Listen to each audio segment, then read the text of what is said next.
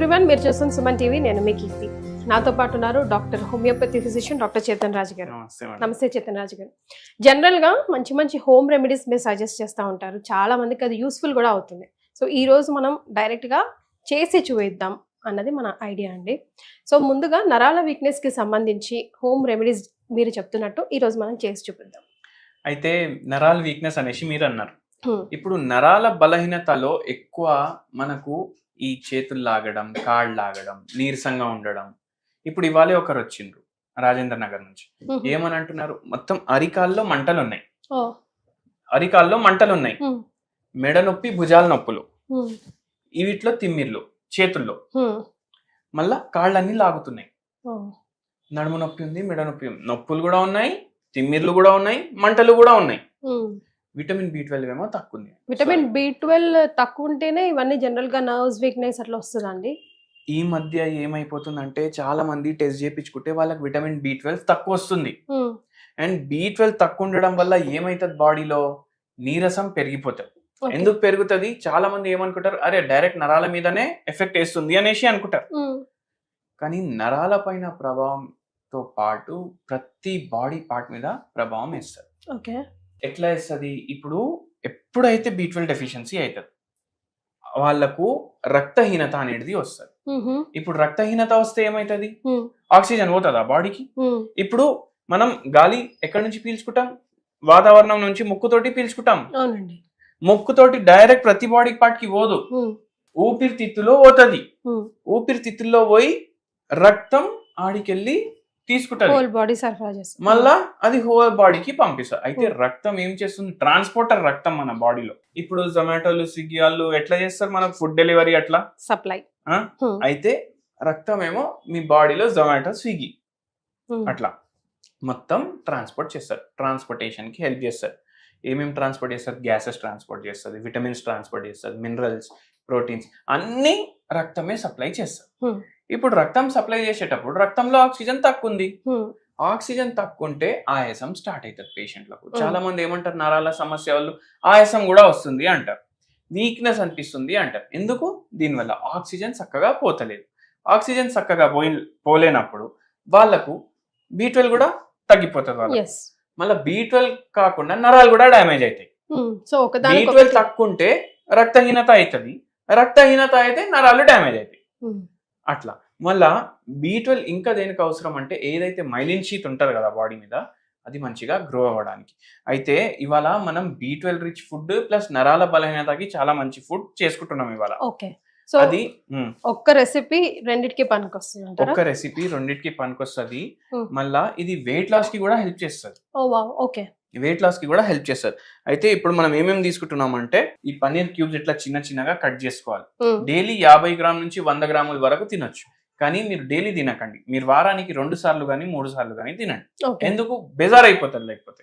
అదే తిని అరే ఏంది ఇది రోజు పనీరు ఇదే అనేసి ఆల్టర్నేట్ డేస్ పెట్టుకోండి, లేకపోతే 2 times. ఎందుకంటే ఇప్పుడు ప్రతి వారం మనం ఒక్కొక్క రెసిపీ చూపిస్తాం. అయితే వారంలో 2 సార్లు పెట్టుకోండి.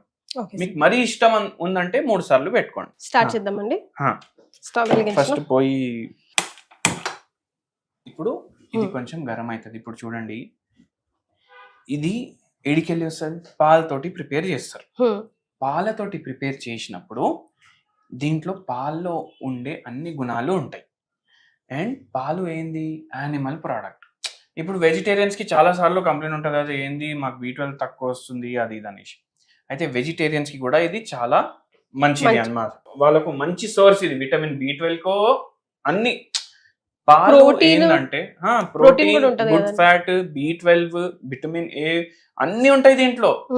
ఎందుకు ఉంటాయి, మీరు పుట్టంగానే ఏం తీసుకుంటారు, పాలే తాగుతారు కదా. అమ్మ పాల్లో అన్ని న్యూట్రియంట్స్ ఉంటాయి, అట్లా ఆవు పాల్లో కూడా అన్ని న్యూట్రియంట్స్ ఉంటాయి.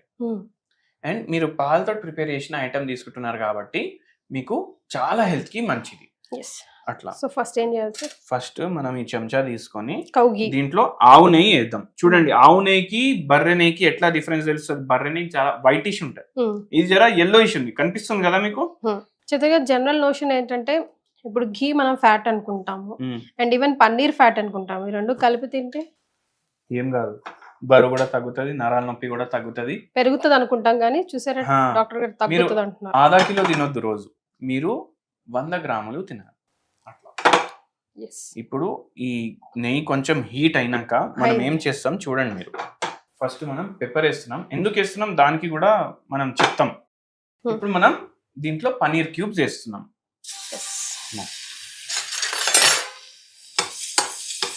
ఇప్పుడు ఇది కొంచెం లైట్ గా yellowish అయినప్పుడు వరకు మీరు దీన్ని వదిలేసేయండి.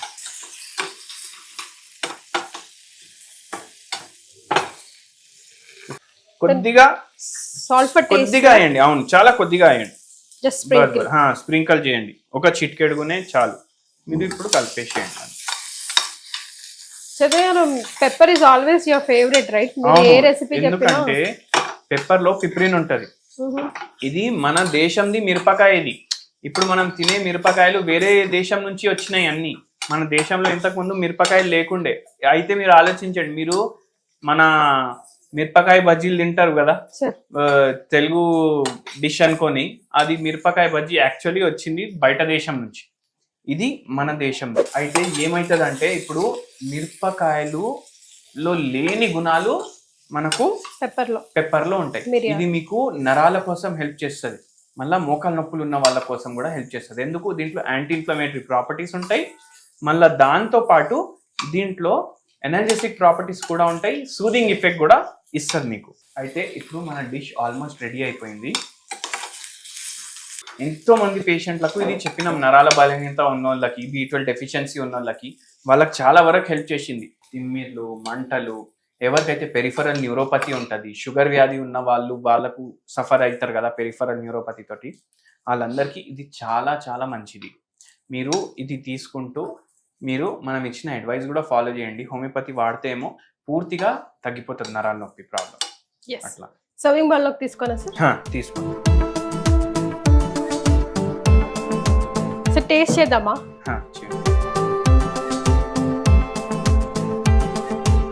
పన్నీర్ ఇష్టం ఉన్న వాళ్ళకి it really taste very good.